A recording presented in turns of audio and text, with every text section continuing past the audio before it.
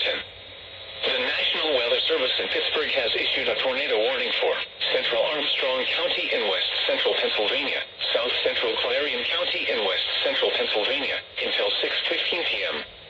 At 5:52 p.m., a severe thunderstorm capable of producing a tornado was located near Reimersburg, moving east at 10 miles per hour. Hazard, tornado. Source, radar indicated rotation. Impact, flying debris will be dangerous to those caught without shelter. Mobile homes will be damaged or destroyed. Damage to roofs, windows, and vehicles will occur. Tree damage is likely. Locations impacted include mainly rural areas of central Armstrong and south central Clarion counties. Move to an interior room on the lowest floor of a well-built building away from windows. If you are outdoors, in a mobile home, or in a vehicle, move to the closest substantial shelter and protect yourself from flying debris.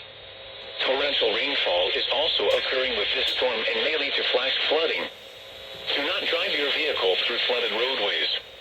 Repeating, a tornado warning has been issued until 6:15 p.m. for the following counties in Pennsylvania: Armstrong and Clarion.